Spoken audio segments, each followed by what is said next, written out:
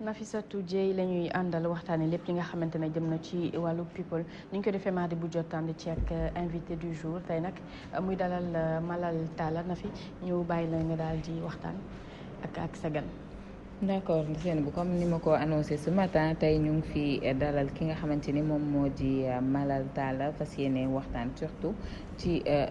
posture bi nga xamante ni moom moo di posture kuréel gi mu bokk di Y'en a marre par rapport à la situation nationale waaye itam Y'en a marre ni nga xamante ni noonu la population bi sentiré ni dafa détaché wu un peu ci situation nationale bi nga xamante ni ñu bari jàpp nañ ni dafa désastreuse bokk na ci menaces yi nga xamante ni PM bi mu ngi koy def de Rebeuss bi kenn waxatu ko ak yeneen yu nga xamante ni vraiment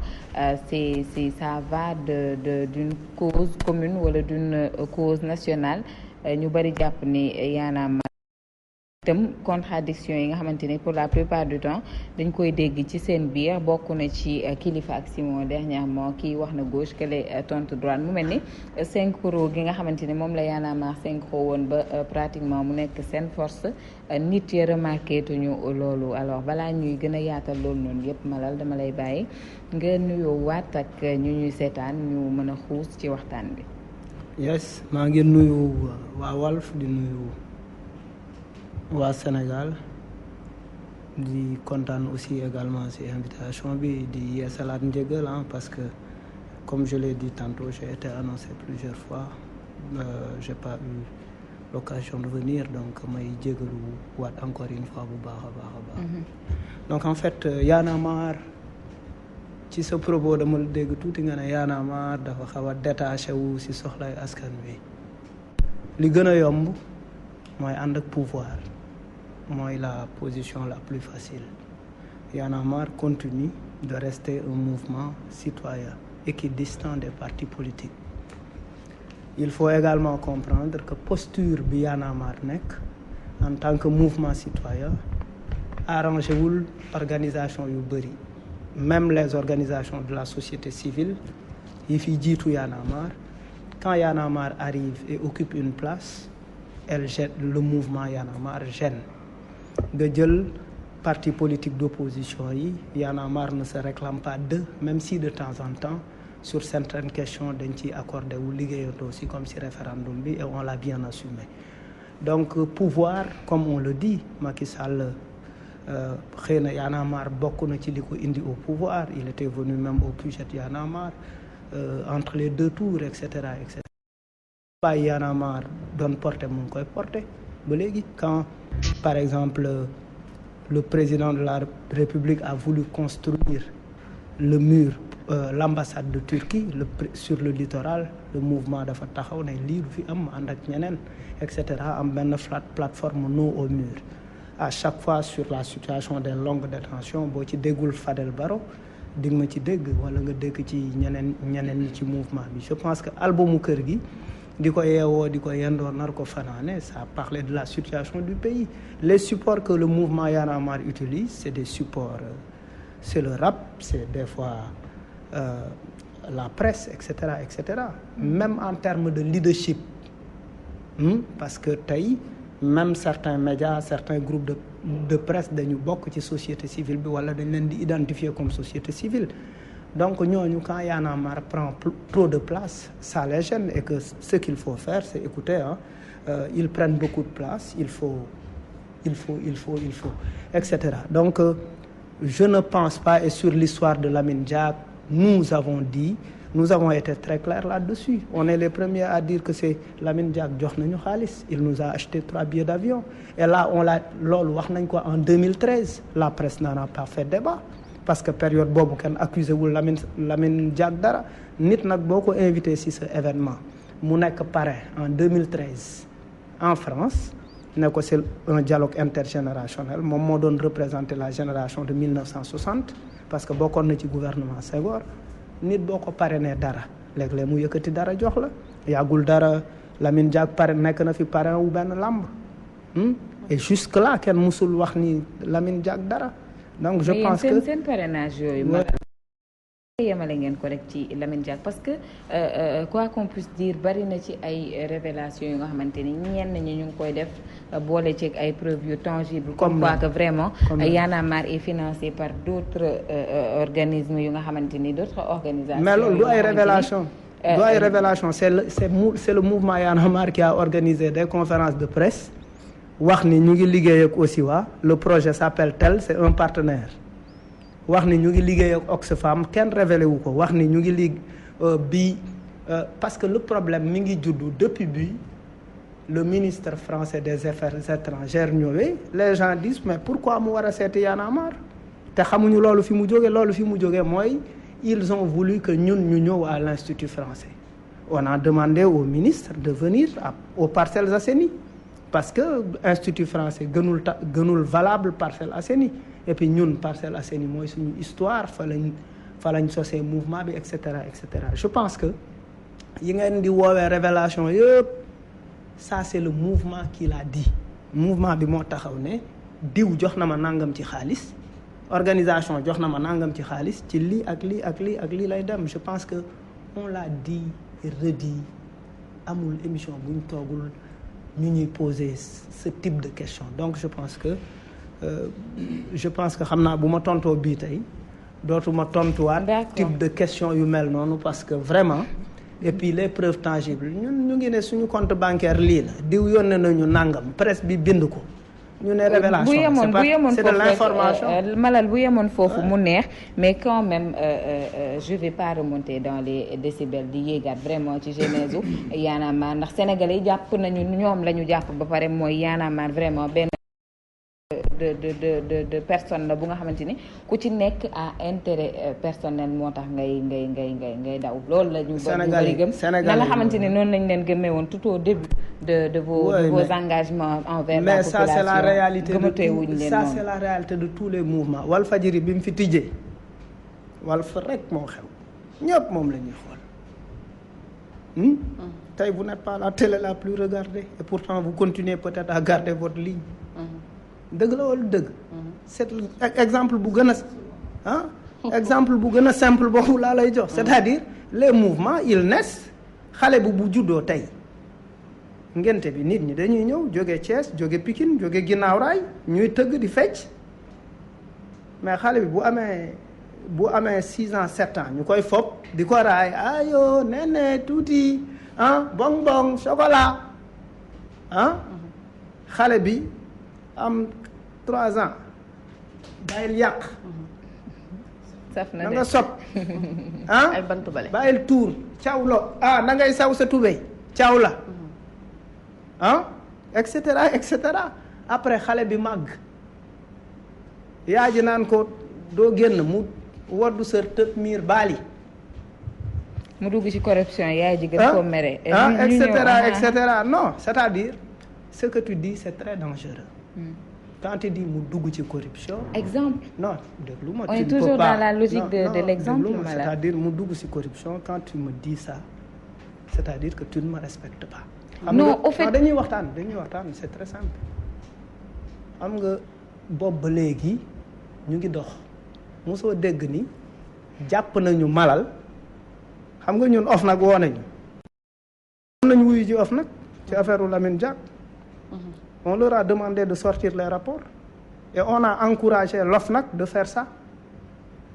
donc kooku ku ñuy corrompre du ko nangu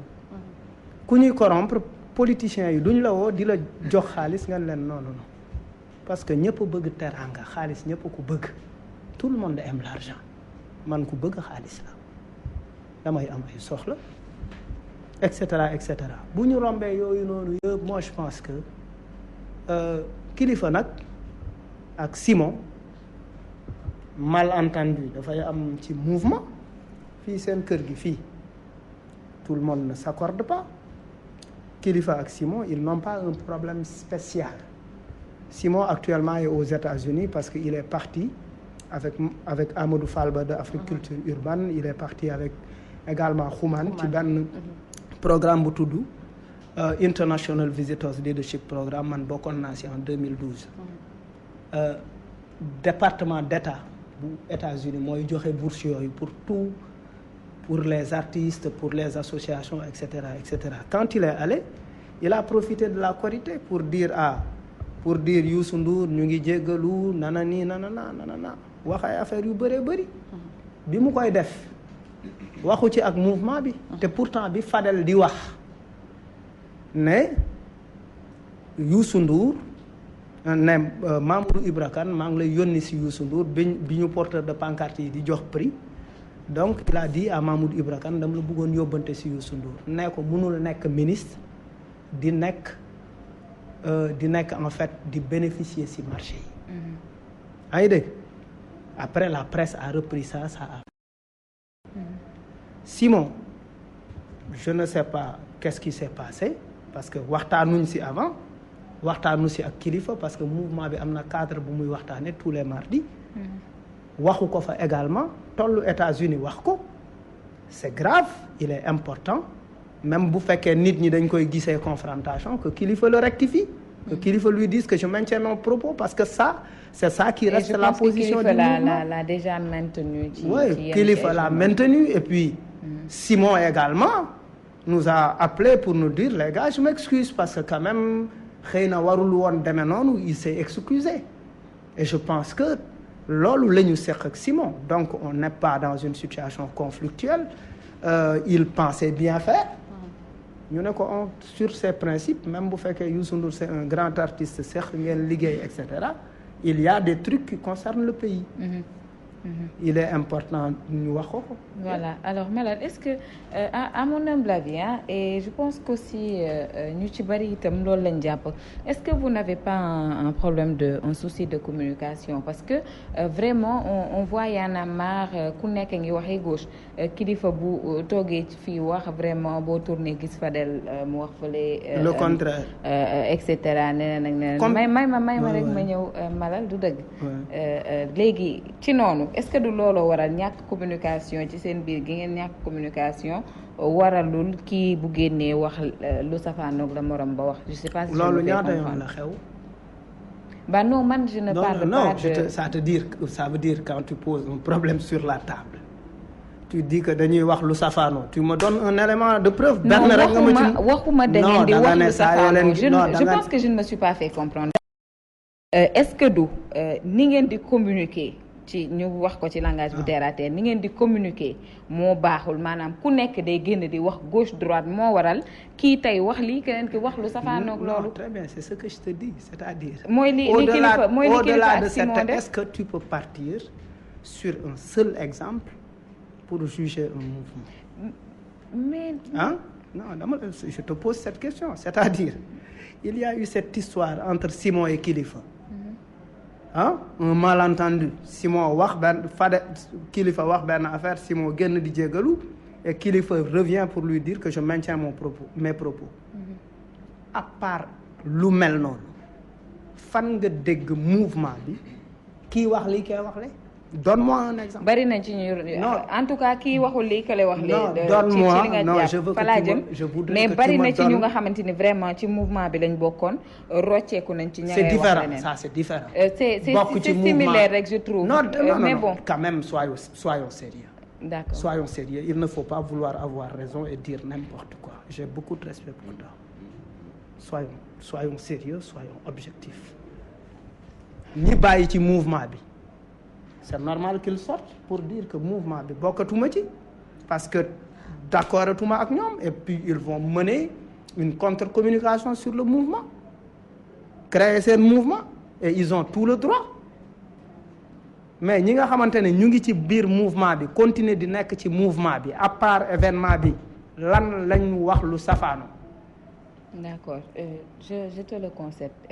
Malal. Non tu ne me le concèdes pas c'est pas. doo ma ko soo nee je te le concède dafay mel na da nga ma ko may. nous sommes d'accord j'ai besoin que tu me dises ça. non nous sommes d'accord. on avance. ñu ñëw ci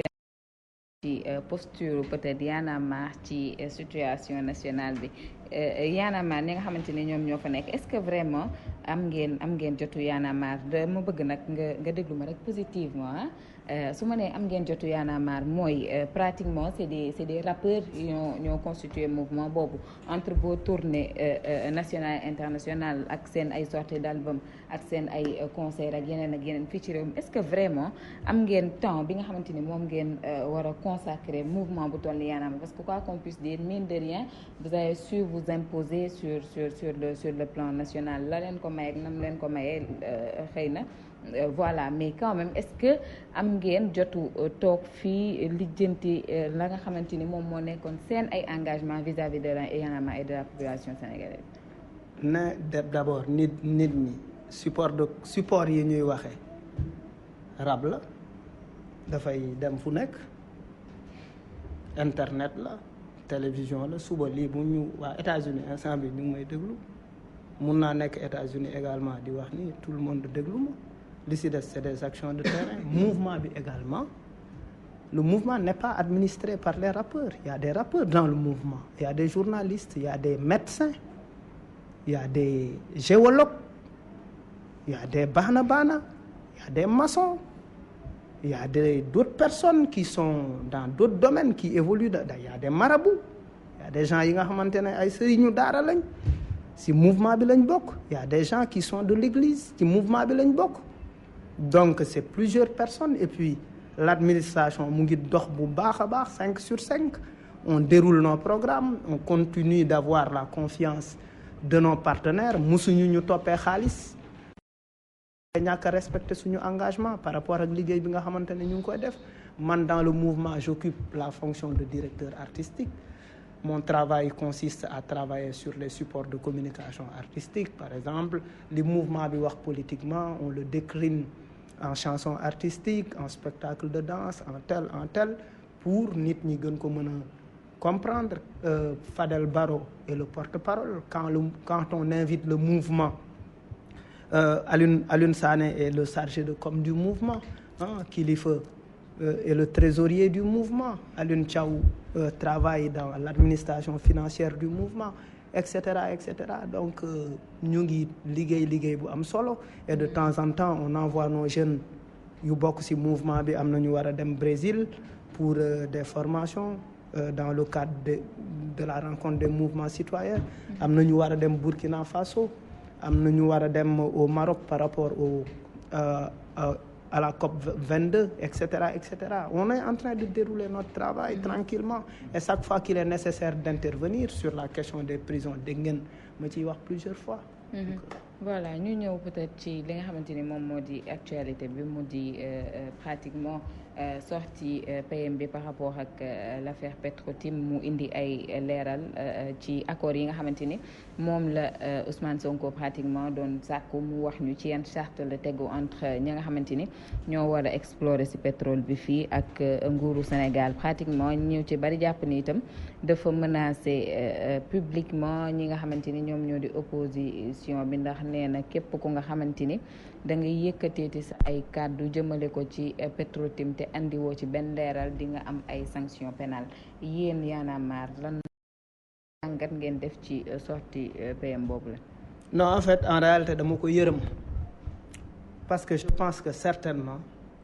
on lui a fait faire un travail qu'il ne voulait pas faire et qu'il a été obligé de faire c'est-à-dire on l'a envoyé pour défendre le petit frère du président. On s'attendait à une conférence avec un contenu beaucoup plus responsable. Et que on sait que comme ni nga koy waxee les menaces ne passent pas fii ça ne peut pas prospérer parce que gars yi du ñu ay tapette. N'oublie pas que dans ce pays il y a énormément de médias privés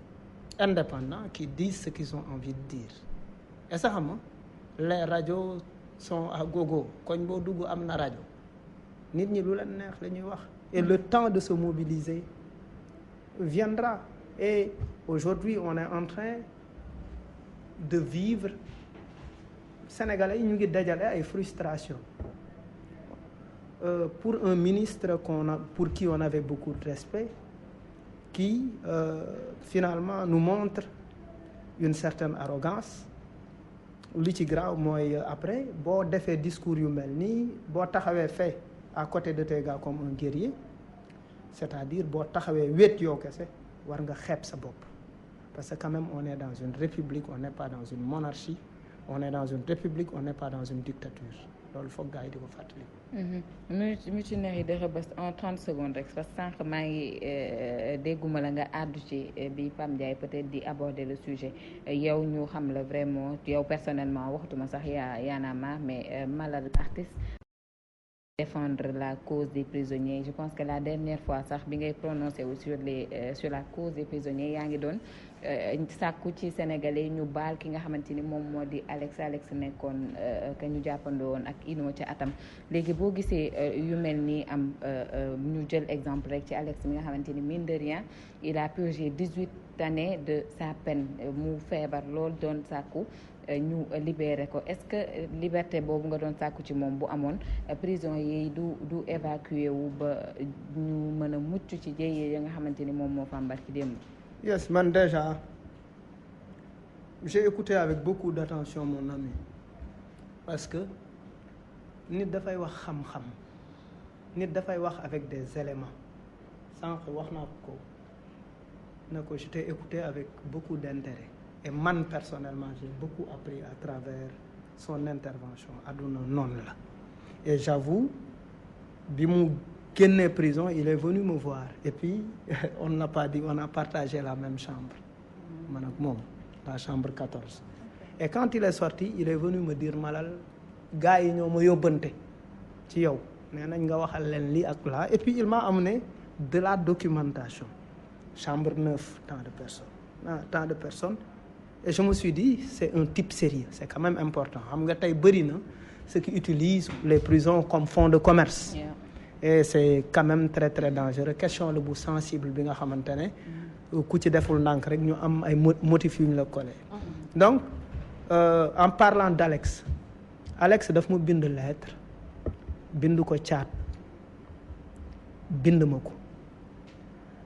Fadel jot na bosam caat jotaguñu gisee pour mu jot bosam.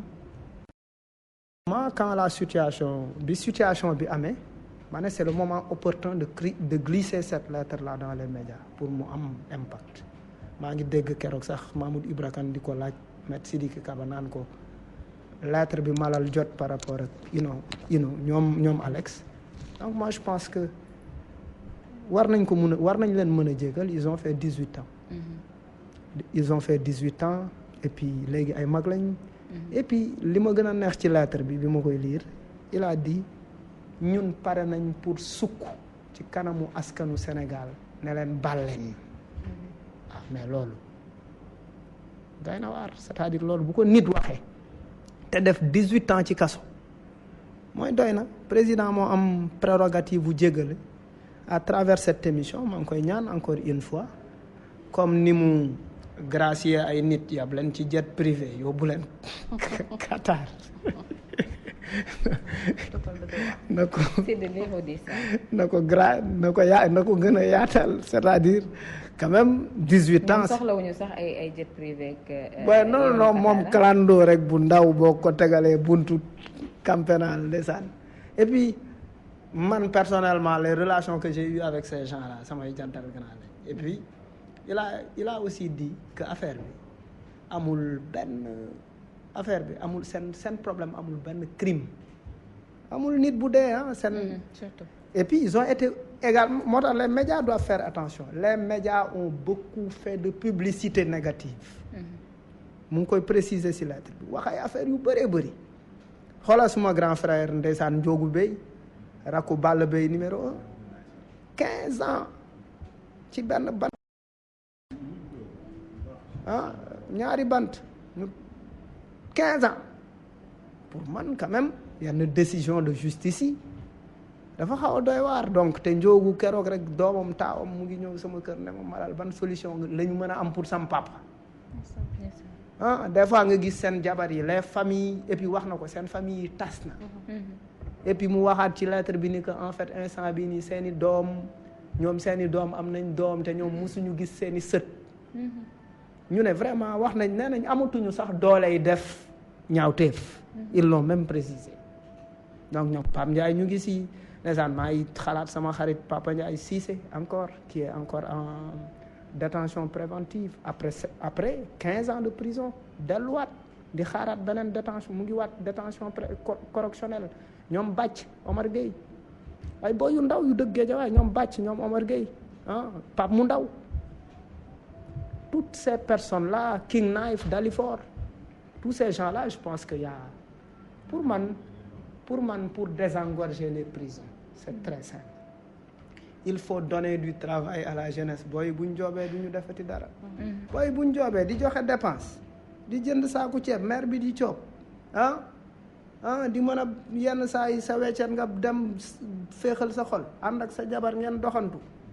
ci corniche su Géejawaay bi il faut donner du travail et quand on donne du travail aux jeunes ils n'ont pas ce temps-là c'est-à-dire jàngat bi ngay am ci situation bi mooy quand des prisons sont pleines c'est-à-dire que on assiste à la montée de la délinquance et quand la délinquance monte c'est-à-dire que les jeunes ne travaillent pas et donc c'est un échec du ministre de la jeunesse et de l'emploi également échec au ministère de la justice fan la nekk mooy il y a une mutinerie dégg nga ni nit dee na mais écourte ton voyage mais nga toog si sa voyage ba sa voyage jeex après tu viens faire une petite conférence de presse pour dire des choses que tu avais déjà dites et puis également effet d'alerte bi yàgg na am est-ce que cette année en 2016 moom moo ma gën a xam affaire yi moom moo ma gën a yor ay éléments en 2016 est-ce que amul 4 fois grève de la faim 3 grèves successives et puis nga ñëw tu donnes la même promesse que tu ne respectes pas et puis quand on nous dit que par exemple même le procureur yëgul woon une semaine yi yëgu ko ce n'est pas vrai il y a les renseignements généraux ici quand on nous dit ça c'est tout à fait faux beneen affaire bi ci topp mooy la presse en a parlé premier jour grève de la faim rajo yi wax nañ ko Walfadjri lu mu wax ñëpp yëg ko yeneen médias yi naka noonu je pense que il faut quand même quand on parle de mesures humanitaires quand on se bu ñuy bàkkoo droit de l'hommiste et puis dafa am lu kiy wax lu am solo quand il te dit qu'il est mieux informé que les autorités c'est vrai mais qui il faut le prendre comme un partenaire travailler avec lui parce que c'est un intervenant externe les intervenants externes ont un rôle très important à jouer donc on doit forcément le prendre comme une personne ressource mais dañuy jël nit ñi di leen def ay adversaires nous dans notre discours on n'est pas là pour défendre des criminels les droits des détenus c'est différent man suma benn xarit bu bokkoon ci suma staff il a été agressé et tué à Colobane quand j'anime bi may def samay concert Rebeuss fàttali naa leen ko nee naa leen ñun ñu ngi fii di ñëw di def concert mais am na kenn ku fi ne ku rey sama xarit te pourtant kooku concert u daaw moo installé matériel bi donc on n'est pas là pour dire oui on ne fait pas l'éloge du banditisme il faut qu'on soit clair mais ils doivent être rétablis dans leurs droits parce qu'ils ont des droits pour le respect de la dignité humaine voilà ñu jeexal rek Malal xanaa laaj la Y'en a marre lan mooy ay perspective am par rapport ak situation nationale bi jamono ji lan mooy seen plan d'action ci li nga xamante ni moom la ñuy dund ñun ñëpp donc ñun mooy fi ñu ne woon la ñu ne ba tey 2016 bi 2017 bi dinañu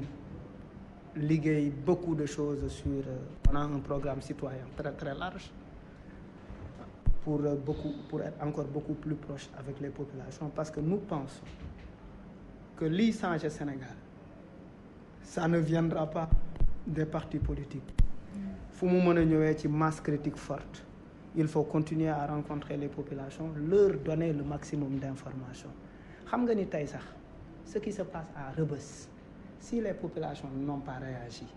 manque de conscientisation c'est parce que les populations ne comprennent rien à ce qui se passe les populations n'ont pas, je suis désolé, n'ont pas été solidaires par rapport à ces situations. te fii ku mbokk bu fa nekk. wala am nga xarit bu fa nekk. wala am nga dëkkandoo bu fa nekk. donc il est important que les populations soient sensibilisées à tous les niveaux. xam nga waxoon nañ ñu fi woy les questions inondation yi ba gars yi woote ay rajo ñi maye ay 1 milliard ñi ne man maay nangam joxe 1 million ñi ne joxe naa 700 000. def téléthon après on est dans quelle situation